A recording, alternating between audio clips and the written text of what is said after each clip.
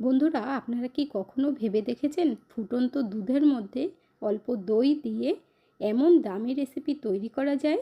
বাজারে কিনতে গেলে অনেক দাম নিয়ে নেয়, আর ঘরে একদম সহজ পদ্ধতিতে তৈরি করুন, এমনকি বাচ্চারাও বানিয়ে নিতে পারবে। কারণ বানানো এতটাই সহজ, এর আগে না তো কখনো কেউ আপনাদের দেখিয়েছে, না আপনারা তৈরি করেছেন। তাহলে আর দেরি না করে চলুন দেখে নেওয়া যাক। নমস্কার বন্ধুরা, মিঠুস ওভেনে আপনাদের সবাইকে স্বাগত জানাই। আজ আমি আরও একটি নতুন ভিডিও নিয়ে চলে এসেছি আপনাদের জন্য। কড়াই বসিয়ে দিয়ে অল্প জল দিয়ে দিতে হবে। এর মধ্যে যেহেতু আমরা দুধ দেব, তো নিচ থেকে যাতে লেগে না যায় তার জন্য অল্প জল দিয়ে ভালোভাবে একটু নাড়িয়ে দিতে হবে, মানে কড়াইটা ভিজিয়ে দিতে হবে। তারপর আমরা আধা লিটার দুধ দিয়ে দেব। দুধ দেবার পর গ্যাসের ফ্লেমটা হাই আঁচে রেখে ভালোভাবে ফুটিয়ে নিতে হবে। মাত্র হাফ লিটার দুধ দিয়ে যে এত সুন্দর মিষ্টি তৈরি করা যায় বন্ধুরা, দেখার পর আপনারা অবাক হয়ে যাবেন। এখানে দেখুন দুধের মধ্যেই জাল উঠে গেছে। এখন ভালোভাবে নাড়িয়ে দেব। আর এই দুধের থেকে আমরা 1.5 হাতা মতো দুধ তুলে নেব। আলাদা একটা বাটির মধ্যে তুলে নিচ্ছি। 1.5 হাতা মতো তুলে নিয়েছি। পরে এই দুধটা কাজে লাগবে আমাদের। এর মধ্যে এখন চিনি দিয়ে দেব।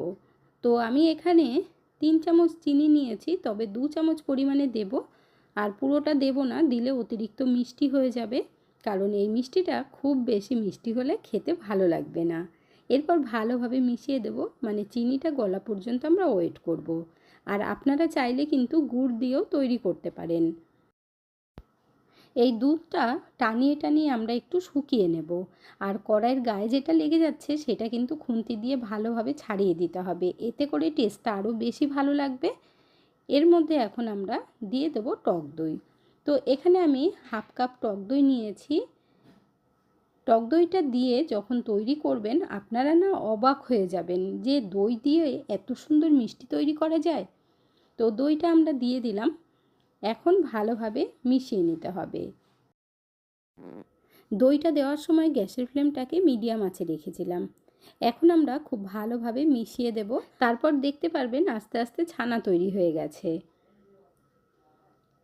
তো এই ছানাটা যে তৈরি হয়েছে, এর জন্য আমাদের যেই কাজটা করতে হবে, হ্যান্ড উইক্স লাগবে। তো হ্যান্ড উইক্স দিয়ে খুব ভালোভাবে আমরা মিশিয়ে দেব। কারণ ছানা তৈরি হওয়ার পর খুব বড় বড় টুকরো হয়ে যায়, তো সেগুলো না মেশালে মিষ্টিটা কিন্তু ভালো হবে না। দেখুন মিশিয়ে দিয়েছি, এবার আপনাদের দেখিয়ে দিচ্ছি। টুকরোগুলো একদম ছোট ছোট হয়ে গেছে। তো একদম সহজ পদ্ধতিতে আপনাদেরকে দেখিয়ে দিচ্ছি, তাহলে আপনারাও তৈরি করতে পারবেন। আর এই মিষ্টিটা তৈরি করা আরও কেন সহজ বলছি, এটা কিন্তু ঘন ঘন নাড়াতে হবে না, মানে কিছুক্ষণ বাদে বাদে নাড়াবেন, এমন নয় যে নাড়াতেই থাকবেন।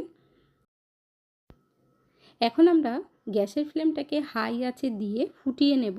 আর এদিকে একটা কাজ করে নিতে হবে। এখানে যে আমি দুধটা তুলে রেখেছিলাম, এর মধ্যে আমরা 3 চামচ মতো মিল্ক পাউডার দিয়ে দেব। এরপর হ্যান্ড উইক্স দিয়ে খুব ভালোভাবে মিশিয়ে নিতে হবে। আর এই মিল্ক পাউডারটা দেওয়ার কারণে মিষ্টির টেস্টটা দ্বিগুণ বেড়ে যাবে। এর মধ্যে এখন যে দুধটা গুলে রেখেছিলাম দিয়ে দেব। তারপর খুব ভালোভাবে মিশিয়ে নিতে হবে। বন্ধুরা, আজকের এই ভিডিওটা যদি আপনাদের ভালো লেগে থাকে তাহলে আমার চ্যানেলটিকে অবশ্যই সাবস্ক্রাইব করবেন, পাশে থাকা বেল আইকনটি দাবিয়ে দেবেন, সবার সাথে শেয়ার করবেন, আর একটা লাইক করতে ভুলবেন না কিন্তু। এখন আবার কিন্তু হ্যান্ড উইক্স দিয়ে মিশাতে হবে। এই মিষ্টি দোকানে কিনতে গেলে অনেক টাকা দাম নিয়ে নেয়। ঘরে সামান্য দুধ দিয়ে তৈরি করুন, আর একদম সহজভাবে, যেটা দেখার পর আপনারাও বানিয়ে নিতে পারবেন। মনেই হবে না যে খুব বেশি খাটনি হয়েছে, খুব তাড়াতাড়ি হয়ে যাবে। এই সময় গ্যাসের ফ্লেমটা বাড়িয়ে দিয়ে আস্তে আস্তে টানিয়ে নিতে হবে। আপনারা দেখতেই পাচ্ছেন আমি কিন্তু অনবরত নাড়ছি না, কিছুক্ষণ বাদে বাদে নেড়ে দিচ্ছি। আর চারদিক থেকে একটু ছাড়িয়ে দিতে হবে। এই মিষ্টির সেন্টটা যাতে খুব সুন্দর হয়, খেতে ভালো লাগে, তার জন্য 2টো এলাচ দিয়ে দিলাম। যদি এলাচের গুঁড়ো থাকে তাহলে এলাচের গুঁড়ো দেবেন। এরপর ভালোভাবে আবারও আমরা নাড়িয়ে দেব। আস্তে আস্তে খুব খুব সুন্দরভাবেই টেনেও যাবে আর পুরো মিশে যাবে। আপনারা যদি ইউটিউব থেকে দেখে থাকেন চ্যানেলটিকে সাবস্ক্রাইব করে রাখবেন, আর যারা ফেসবুক পেজ থেকে দেখছেন পেজটিকে ফলো করে লাইক শেয়ার করে দেবেন। আপনাদের সকলকে জানাই অসংখ্য ধন্যবাদ। এখন আর একবার হ্যান্ড উইক্স দিয়ে ভালোভাবে মিশিয়ে দেব। এই কাজটা আমরা 3 বার করলাম, তো এতে করে একদম ভালোভাবে মিশেও যাবে আর কোনো রকম বড় বড় টুকরো থাকবে না। এখন আমরা শুকিয়ে নেব, তবে পুরোপুরি কিন্তু শুকাবো না, একটু ভেজা ভেজা থাকবে, তাহলে মিষ্টিটা খুব ভালো হবে। আপনারা হয়তো বুঝেই গেছেন, আজ আমি আপনাদেরকে কালাকাঁদ তৈরি করে দেখাচ্ছি। তো টক দই দিয়ে কালাকাঁদ তৈরি করছি, সত্যি কথা বলতে এতটাই সুন্দর এবং টেস্টি হয়েছে। আপনারা তো এইভাবে কোনোদিনও তৈরি করেননি, তবে এই পদ্ধতিটা একবার ট্রাই করে দেখতে পারেন। এর মধ্যে এখন অল্প ঘি দিয়ে দিলাম, আর কেন ঘি দিচ্ছি সেটাও আপনাদেরকে বলে দিচ্ছি। মিষ্টিটা যখন আমি তৈরি করব বলে দুধটা নিয়েছিলাম, সেটা কিন্তু মিল্ক পাউডার গুলে নিয়েছি, যেহেতু লিকুইড দুধ ছিল না। আর গরুর দুধ দিয়ে তৈরি করলে দেখবেন তার মধ্যে তো ঘি ভাব থাকেই, আর গরুর দুধ দিয়ে ঘি তৈরি হয়, তার জন্য একটু ঘি দিলাম। মিষ্টিটা সফট হবে আর মনে হবে গরুর দুধ দিয়ে তৈরি করা। এখানে দেখুন বন্ধুরা, একদম টেনে গেছে, তো এর থেকে কিন্তু আর বেশি আমরা টানাবো না। আর এলাচটা তুলে নেব। এর থেকে বেশি টানিয়ে ফেললে কালাকাঁদটা জুসি হবে না আর খেতেও ভালো লাগবে না। এখন আমরা গ্যাসের ফ্লেমটা বন্ধ করে নামিয়ে নেব। মিষ্টিটা আমি এই বোলের মধ্যে জমিয়ে নেব। আপনারা চাইলে কেক টিনের মধ্যে জমিয়ে নিতে পারেন, তবে কেক টিনের মধ্যে একটা বাটার পেপার লাগিয়ে দেবেন বা ঘি লাগিয়ে দেবেন। এর মধ্যে কিন্তু আমি ঘি বা কিছুই লাগাইনি, আপনারা দেখতেই পাচ্ছেন। এখন ভালোভাবে সেট করে দিতে হবে। বন্ধুরা, আপনারা কে কোথা থেকে ভিডিওটি দেখছেন অবশ্যই কমেন্ট করে জানাবেন, তাহলে আমিও বুঝতে পারবো আমার বন্ধুরা কোথা থেকে দেখছেন। আপনারা সকলেই এত সুন্দর সুন্দর কমেন্ট করেন, আপনাদের কমেন্টগুলো পড়তে আমার ভীষণ ভালো লাগে। এইভাবে পাশে থেকে সাপোর্ট করার জন্য অসংখ্য ধন্যবাদ। দেখুন এইভাবে সেট করে নিয়ে তারপর আমরা রেখে দেব ঠান্ডা হওয়া পর্যন্ত। আর যদি আপনাদের তাড়া থাকে মিষ্টি খাওয়ার, তাহলে 30 মিনিট মতো ফ্রিজে রেখে দেবেন। ফ্রিজে রাখলে খুব তাড়াতাড়ি জমে যায়, আর এমনি রাখলে একটু টাইম লাগবে, ঠান্ডা হতে সময় লাগবে।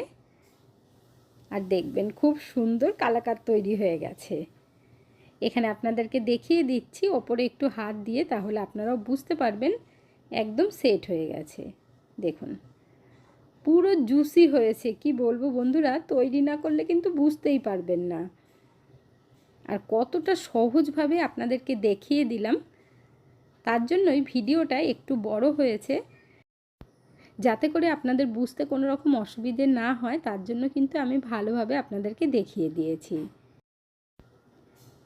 আমি এইভাবে কেটে নিচ্ছি, আপনাদের যেই রকম মন চায় আপনারা সেইভাবে কেটে নিতে পারেন।